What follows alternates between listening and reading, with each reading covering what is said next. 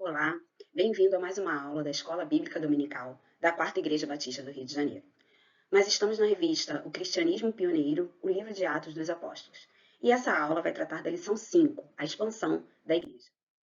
Então, na lição de hoje, o texto bíblico está lá nos capítulos 8, 10 e 11 do livro de Atos, e o texto áureo é o versículo 4 do capítulo 8. Vamos orar. Senhor Deus, em nome do Senhor Jesus Cristo, nós te pedimos entendimento com relação à sua palavra e que o Senhor nos ensine o que é preciso que nós aprendamos hoje. Que teu amor e tua misericórdia continuem conosco. Em nome de Jesus. Amém. Bem, qual o contexto que nós estamos aqui nessa lição? Então, a nossa lição começa no capítulo 8.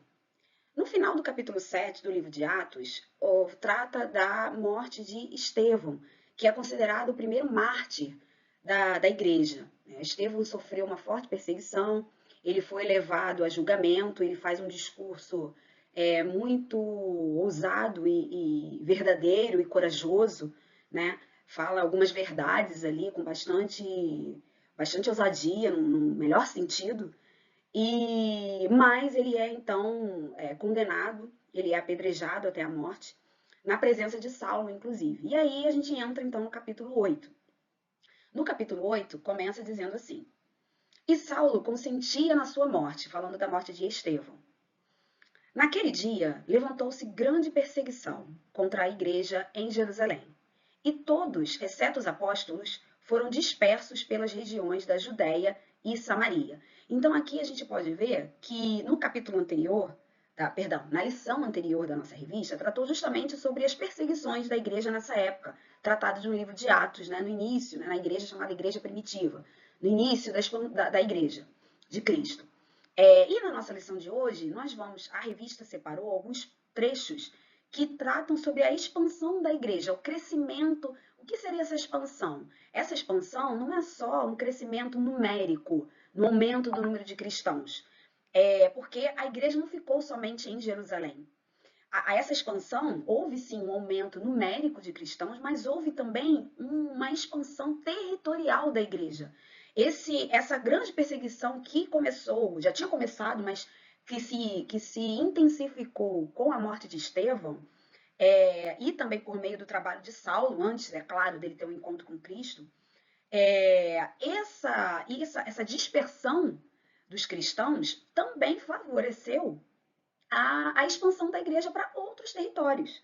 Então, aqui nessa lição de hoje, nós vamos tratar sobre isso, sobre esse aumento numérico também dos cristãos, mas também sobre essa expansão territorial de vencer fronteiras, da palavra do Senhor, da verdade do Evangelho, ser apresentada a diversas regiões, a diversos povos e, inclusive, aos gentios. Que para eles, a gente vai ver a questão de Pedro na conversão de Cornélio, como foi difícil para eles essa compreensão de que o evangelho era para todos, né? Não somente para os judeus. Então, sobre isso, a nossa lição, esse é o nosso contexto da lição de hoje. Só continuando ali, então, no capítulo 8, no versículo 2 diz: Alguns homens piedosos sepultaram Estevão e fizeram grande pranto sobre ele. Saulo, porém, assolava a igreja. Então, era uma perseguição forte, entrando pelas casas e arrastando homens e mulheres, encerrava-os no cárcere. Bem, então, continuando. A nossa lição de hoje é capítulos 8, 10 e 11. Então, eu sempre recomendo que, caso você não tenha lido ainda, que você pause esse vídeo, faça a sua leitura calmamente e depois retorne ao vídeo, à aula. Muito bem, continuando então no nosso capítulo 8, lá no versículo 4 diz assim, que é o nosso texto áureo dessa lição. É esse versículo que está em negrito aqui no vídeo. Entre mentes, os que foram dispersos iam por toda parte pregando a palavra. Exatamente, então, o que eu comentei antes. Essa dispersão foi por toda parte, mas eles não foram só dispersos e fugiram e se esconderam. Não foi isso que aconteceu. Eles foram dispersos, mas eles foram dispersos fisicamente, né, pelos territórios, por outras cidades, por outras regiões, e eles iam pregando a palavra. Eles não foram fugir para se esconder. Eles queriam sim, é claro, tentar escapar de uma perseguição, de uma morte injusta, né? Mas eles pregavam a palavra onde eles estavam. Bem, continuando. Filipe, descendo a cidade de Samaria, anunciava-lhes a Cristo. As multidões atendiam, unânimes, às coisas que Filipe dizia, ouvindo-as e vendo os sinais que ele operava. Então, aqui a gente tem detalhes muito importantes nesses dois versículos. Primeiro, que trata da cidade de Samaria. A evangelização em Samaria, ela teve uma representação muito peculiar, muito especial, porque Samaria não era um local bem visto, né? Não era, os samaritanos tinham um impasse, né? Eles não tinham um bom relacionamento com os judeus de Jerusalém, né? Então, era aquela, a gente lembra da história do samaritano que Jesus contou. Então, não é à toa que essa figura do samaritano estava nessa parábola de Jesus, porque para um judeu ajudar o samaritano era algo que ele tinha que lutar contra o que ele ouviu desde sempre na sua vida, né? Que ele deveria, na verdade, era se afastar, era não querer nenhum tipo de relacionamento. E aqui nesse trecho desse capítulo, trata da evangelização por meio de Filipe, né? Filipe é citado aqui no caso, mas ninguém faz um trabalho sozinho, né? Dessa menção aqui, esse registro dessa evangelização de Samaria, e dizendo que eram multidões. Multidões, não era um grupinho de poucas pessoas, multidões. Então aqui já mostra essa questão da expansão da igreja, e em Samaria tinha um fator, uma representação muito especial para a história da igreja. Tá? Bem, eu pulei alguns trechos, porque não dá para a gente ler tudo aqui na lição, na aula, né? Vamos lá para o versículo 14.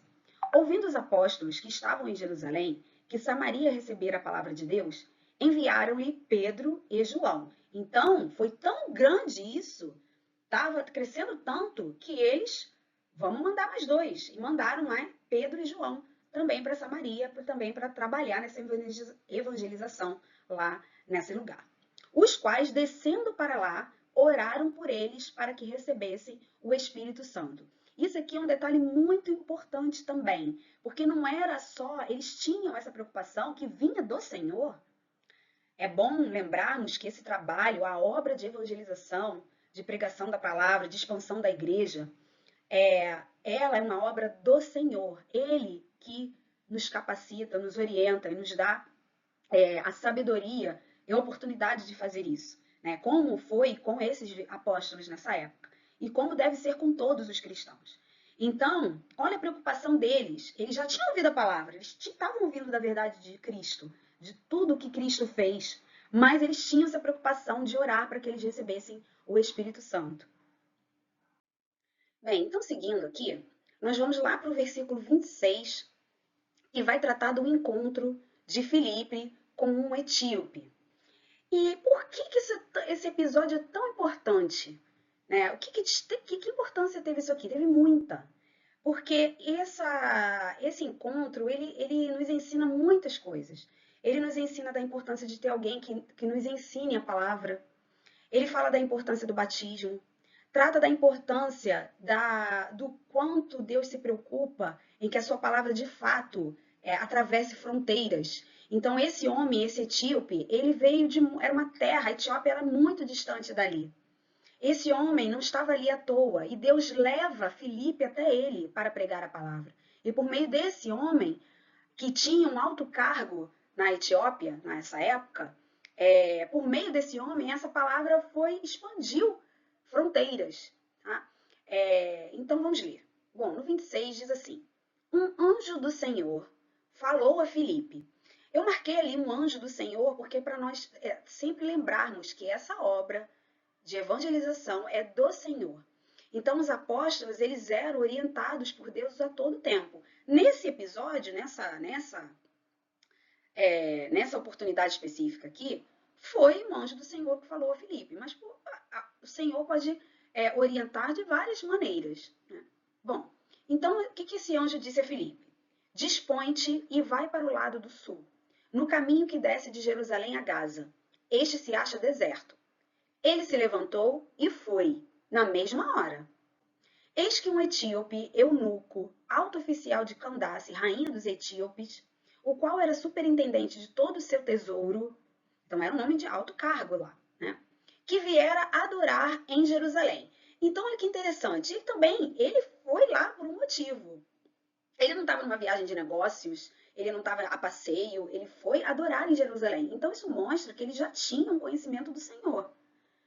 Ele tinha, inclusive, a palavra, porque no 28 diz: estava de volta e, assentado no seu carro, vinha lendo o profeta Isaías. Então, esse homem, ele tinha acesso à palavra, né? Ele já tinha uma fé, mas lhe faltava entendimento, compreensão. Ele lia, mas não compreendia o que ele estava lendo. Aí no 29, então disse o Espírito a Filipe: aproxima-te desse carro e acompanha-o. Correndo Filipe, ouviu ler o profeta Isaías e perguntou: compreendes o que vens lendo? Ele respondeu: como poderei entender se alguém não me explicar? Olha que lição para todos nós, né? Como poderei entender se alguém não me explicar? Então, isso mostra o quão precioso é você ensinar e pregar a palavra, explicar as escrituras para alguém. E convidou Filipe a subir e a sentar-se junto a ele. Ora, a passagem da escritura que estava lendo era esta. Essa passagem são os 2 versículos de Isaías, capítulo 53, os versículos 7 e 8, que diz assim: foi levado como ovelha ao matadouro, e como um cordeiro mudo perante o seu tosqueador, assim ele não abriu a boca. Na sua humilhação lhe negaram justiça. Quem lhe poderá descrever a geração? Porque da terra a sua vida é tirada. Então esse eunuco, esse etíope, ele lia isso, ele tinha esse acesso, ele lia, ele queria esse entendimento, mas ele não tinha.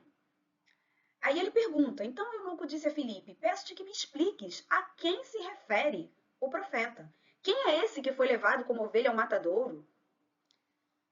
Né? Quem é esse que a quem lhe negaram justiça na sua humilhação? Ele queria saber quem é esse. Ele diz lá no final do 34, fala de si mesmo ou de algum outro? E aí Filipe não perde a oportunidade preciosa de falar que esse era Jesus, foi Jesus. Né? Uma profecia de Isaías de muitos, muitos anos antes. Aí no 35. Então Filipe explicou, e começando por esta passagem da Escritura, anunciou-lhe a Jesus. Né? Que coisa linda. Seguindo eles caminho fora, chegando a certo lugar onde havia água, disse o eunuco: eis aqui água. Quem pede que eu seja eu batizado? Filipe respondeu: é lícito, se creis de todo o coração. E respondendo ele, disse: creio que Jesus Cristo é o Filho de Deus. Que maravilha, que benção. Então mandou parar o carro, ambos desceram a água, e Filipe batizou o eunuco. Então ele foi batizado na água, ele cria em Jesus, foi batizado. No 39, quando saíram da água, o Espírito do Senhor arrebatou a Filipe, não o vendo mais o eunuco. E este foi seguindo o seu caminho, cheio de júbilo. Foi isso que aconteceu. E a gente não sabe exatamente o que aconteceu depois, mas nós sabemos que esse encontro não foi em vão, salvou essa vida e, muito provavelmente, muitas outras vidas, muitas outras pessoas foram levadas a Cristo por meio dessa oportunidade que Filipe usou por meio do Senhor, do Espírito Santo, para pregar a palavra a esse homem, ensinar-lhe, anunciar-lhe a Jesus. Aí no 40 diz, mas Filipe veio achar-se em Azoto, e passando além, evangelizava todas as cidades até chegar a Cesareia. Então ele não perdia nenhuma oportunidade, ele evangelizava em todas as cidades durante todo o seu caminho até chegar a Cesareia, que era o seu destino. Bem, no capítulo 9, essa lição não trata do capítulo 9. O capítulo 9, ele trata, além de outros assuntos, da belíssima conversão de Paulo, né? Originalmente Saulo, né? E vai ser assunto da próxima lição, da lição 6 da nossa revista, certo? Eu separei somente o versículo 31, porque ele trata do crescimento da igreja. No 31 diz assim, do capítulo 9, 31. A igreja, na verdade, tinha paz por toda a Judéia, Galiléia e Samaria, edificando-se e caminhando no temor do Senhor. E no conforto do Espírito Santo, crescia em número. Então tá aí bem claro, né? para nós o que estava acontecendo. A igreja estava em amplo crescimento. Bem, aí nós seguimos para o capítulo 10, então. O capítulo 10 vai tratar da conversão de Cornélio. Então, vamos lendo e analisando, então, o que aconteceu e por que, de novo, por que essa conversão dessa família, né? Porque não foi somente Cornélio, foi toda a sua casa e amigos que ele também chamou para conversar com Pedro, né? Por que isso foi tão representativo? Então, vamos ler juntos. A partir do versículo 1, então, do capítulo 10. Morava em Cesareia um homem de nome Cornélio, centurião da corte chamada italiana. Esse homem era romano. Ele não era judeu, ele era romano. Então, um não judeu era considerado o quê? Um gentio. Então, para os judeus, esse relacionamento era algo quase que... Era algo difícil para eles. Tá? Para uns menos do que para outros, mas era. Bom, no versículo 2, então. Piedoso e temente a Deus com toda a sua casa. Então, esse homem, ele era romano, mas ele era temente a Deus. Com toda a sua casa ainda. Então, não era só ele, era toda a sua casa. E que fazia muitas esmolas ao povo. Então, ele era um homem generoso, piedoso, né? E de contínuo orava a Deus. Então, notem, isso mostra um relacionamento com o Senhor. Ele era um homem que ele não só acreditava em Deus, ele era temente a Deus e ele orava sempre, de contínuo, ou seja, sempre, com frequência, continuamente, ele orava a Deus. Esse homem observou claramente, durante uma visão, cerca da hora 9 do dia, um anjo de Deus que se aproximou dele e lhe disse: Cornélio. Este, fixando nele os olhos e possuído de temor, perguntou: Que é, Senhor? E o anjo lhe disse: As tuas orações e as tuas esmolas subiram para a memória diante de Deus. Então chamou a atenção do Senhor. Olha que coisa maravilhosa. Agora envia mensageiros a Jope e manda chamar Simão, que tem por sobrenome Pedro. Ele está hospedado com Simão, curtidor, cuja residência está situada à beira-mar. Logo que se retirou o anjo que lhe falava, chamou 2 dos seus domésticos e um soldado piedoso dos que estavam a seu serviço, e, havendo-lhe contado tudo, enviou-os a Jope. Então, notem, aqui então ele recebe essa visão do que, segundo a palavra, um anjo de Deus, que diz a ele o que ele deve fazer, que ele deveria então chamar a Pedro. E no 7 diz ali, logo que se retirou o anjo, ele foi cumprir. Então, de novo, assim como foi com Filipe, que não esperou, esse homem também não esperou. Ele não esperou, ele estava ansioso por isso. Ele queria mais do Senhor. Ele recebeu uma ordenança, né? E ele foi cumpri-lo imediatamente. Então, logo que se retirou o anjo, na mesma hora, ele foi lá e chamou quem ele queria enviar, então, a Jope. Os mensageiros, então, que ele ia enviar. Ele não perdeu tempo, né? Aí no 9, então, continuando. No dia seguinte, indo eles de caminho e estando já perto da cidade, subiu Pedro. Aí agora a gente vai ver lá em paralelo o que estava acontecendo com Pedro, né? Então a gente viu o que aconteceu lá com Cornélio. Mas, nesse mesmo momento, ó, ali diz, ó, indo eles de caminho, estando já perto da cidade. Então, enquanto eles estavam indo, o que estava acontecendo com Pedro? Então, ó, subiu Pedro ao eirado por volta da hora 6, a fim de orar. Estando com fome, quis comer. Mas enquanto lhe preparavam a comida, sobreveio-lhe um êxtase. Então ele teve uma visão também. O que ele viu? Viu o céu aberto e descendo um objeto como se fosse um grande lençol, o qual era baixado à terra pelas 4 pontas, contendo toda sorte de quadrúpedes, répteis da terra e aves do céu. E ouviu-se uma voz que se dirigia a ele: Levanta-te, Pedro, mata e come. Mas Pedro replicou: De modo nenhum, Senhor, porque jamais comi coisa alguma imunda. Coisa comum, perdão, e imunda. Então, aquilo para Pedro foi muito estranho. Os judeus, eles tinham regras alimentares, né? Tinham animais que eles não consumiam. E aí, com isso, com toda sorte de quadrúpedes, répteis e aves, né? Então tinham todo tipo de alimento, de animais ali que ele poderia consumir. E aquilo para ele foi muito estranho. Aí no 15, segunda vez a voz lhe falou: Ao que Deus purificou, não consideres comum. Olha, Foi uma chamada de atenção aí. É o que Deus purificou, não consideres comum. Então, se Deus está falando, você compreenda e aceite isso. Entenda que se Deus purificou, não é comum, não é imundo. Sucedeu isto por 3 vezes, e logo aquele objeto foi recolhido ao céu. Bom, continuando ali no 17. Então, Pedro acabou de ter essa visão, e aí, e nisso vão chegar os homens. Então, foi nesse mesmo momento, foi tudo muito rápido ali, né, para Pedro, né? Ele acabou de ter essa visão, foi na hora, foi tudo muito bem planejado pelo Senhor. Então, ó, enquanto Pedro estava perplexo sobre qual seria o significado da visão, então o que isso quer dizer? Ele ficou pensando com ele mesmo, o que isso quer dizer? O que quer dizer? Qual a importância disso, dessa questão que tá tratando sobre o hábito de alimentar deles, né? E aí, eis que os homens enviados da parte de Cornélio, tendo perguntado pela casa de Simão, pararam junto à porta. E chamando, indagavam se estava ali hospedado Simão por sobrenome Pedro. Enquanto meditava Pedro acerca da visão, disse-lhe o Espírito: Estão aí 2 homens que te procuram. Levanta-te, pois, desce e vai com eles, nada duvidando, porque eu os enviei. Então, o Senhor é que estava fazendo toda esta obra. Mas notem também, é o que a gente precisa também se atentar aqui.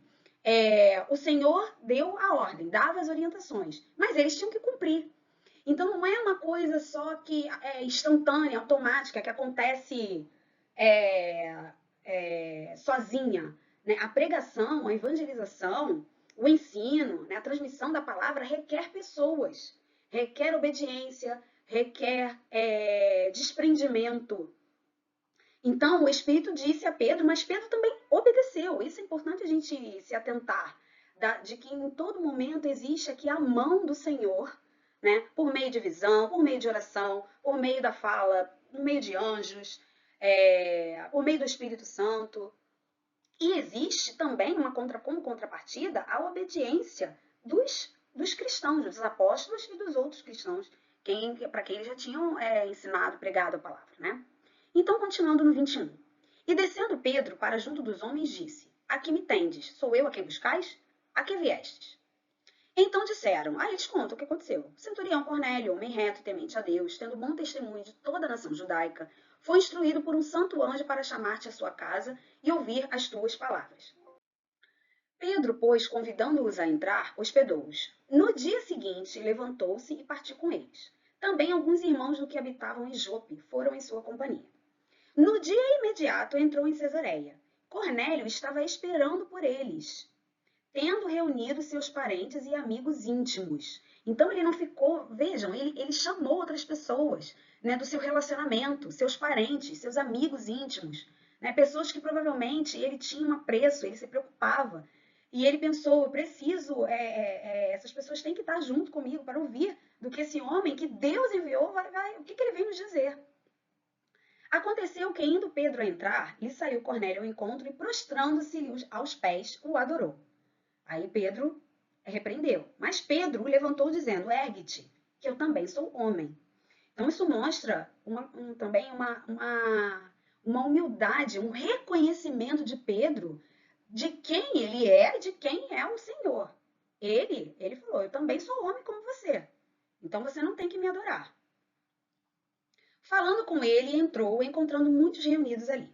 A quem se dirigiu dizendo, vós bem sabeis que é proibido a um judeu ajuntar-se ou mesmo aproximar-se a alguém de outra raça. Então isso era algo sério, né? Era algo da doutrina deles, do hábito deles, algo que era passado, que Pedro provavelmente ouviu desde criança. Né? Então não era simples isso.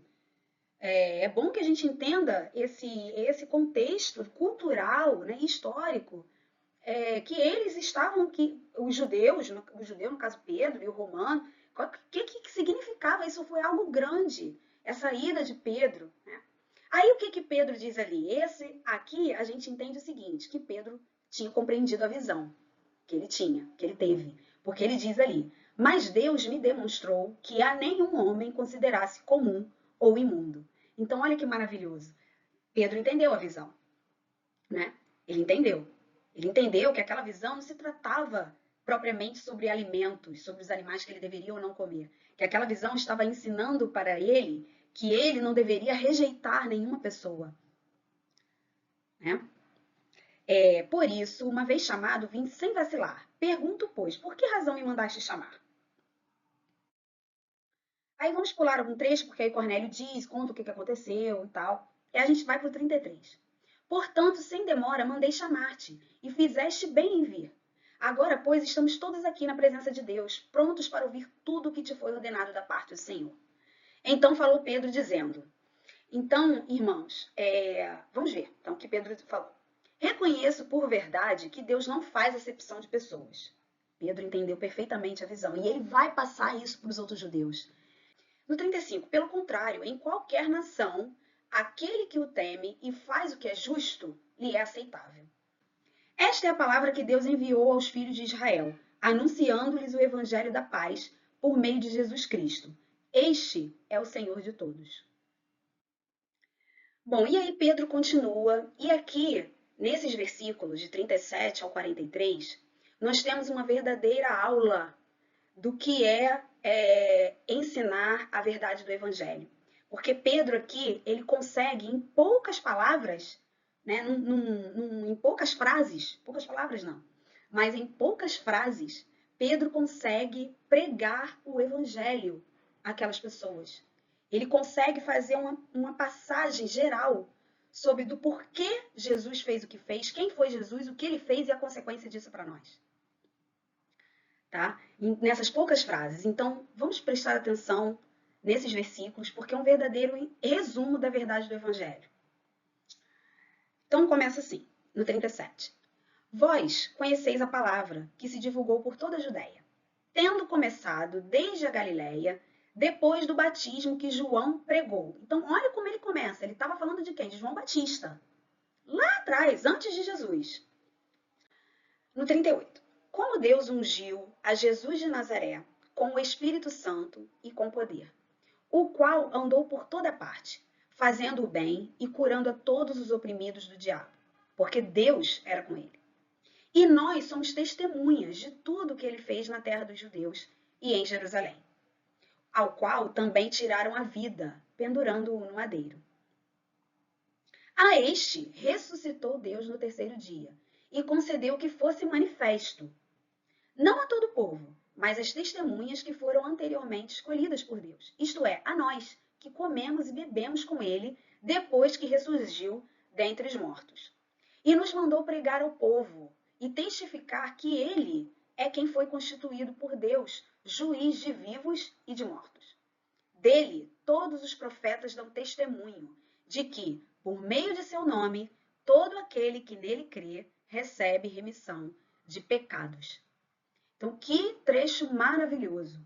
Nesses poucos versículos, Pedro consegue tratar de quem foi Jesus, o que ele fez ali no 38, de que ele teve testemunhas, alguém viu isso, teve testemunhas de tudo que ele fez, de que ele foi morto, de que Deus o ressuscitou e que Deus deu testemunhas, comprovaram a sua ressurreição, porque Jesus, depois de que ressuscitou, comeu e bebeu, ficou alguns dias com eles, para ninguém ter dúvida de que isso aconteceu.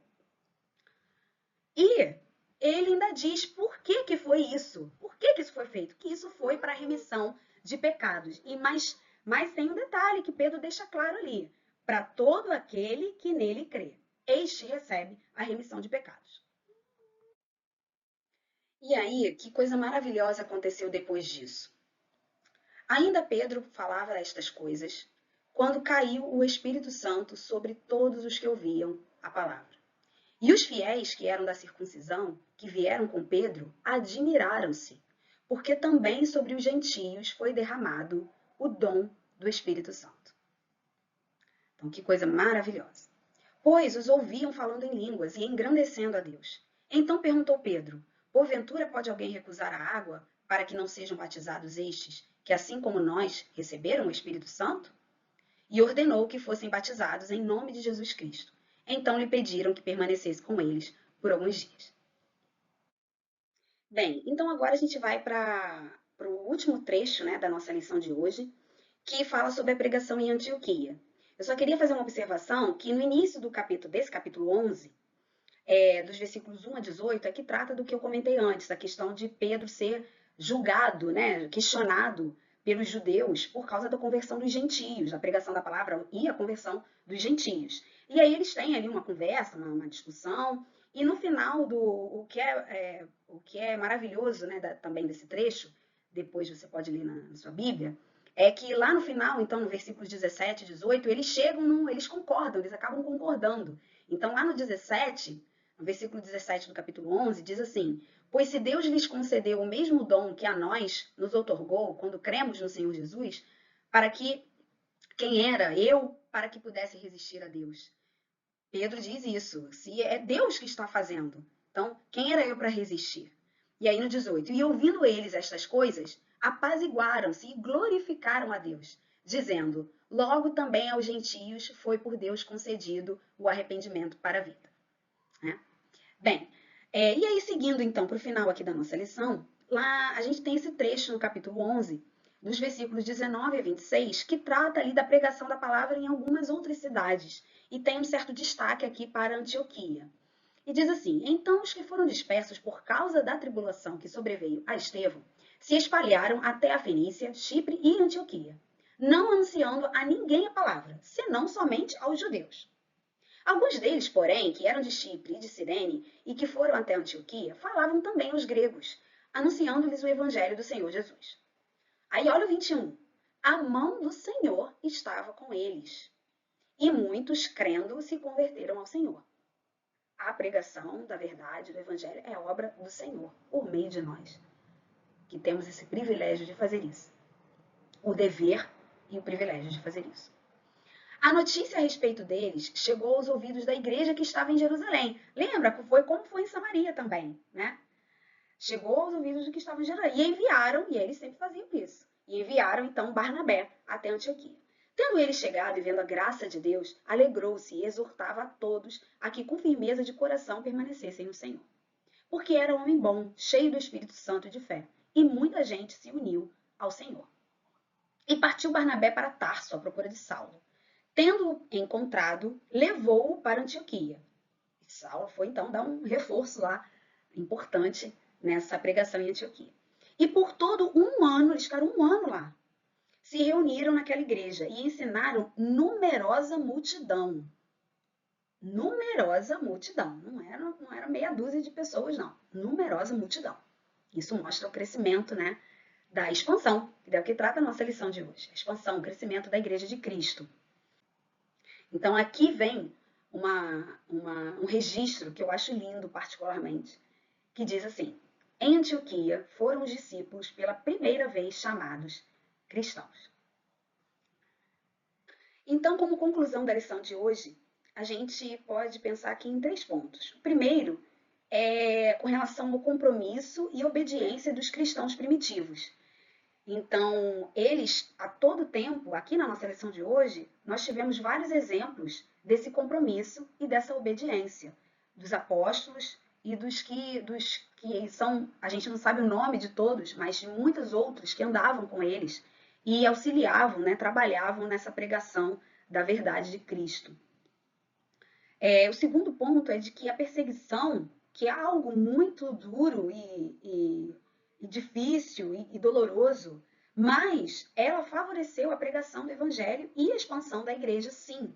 Foi por meio dessa perseguição, por causa da perseguição, que os cristãos, né, se espalharam e que esse evangelho então expandiu fronteiras. E o terceiro ponto, que a expansão e crescimento da igreja é obra do Senhor, por meio das pessoas, mas é obra do Senhor. E não é possível ser feita sem Ele. Por isso é tão importante o relacionamento com o Senhor, a oração constante, assim como a gente tem os exemplos dos apóstolos aqui nesse belo livro de Atos. Então aqui a gente encerra essa lição de hoje e que Deus abençoe a todos.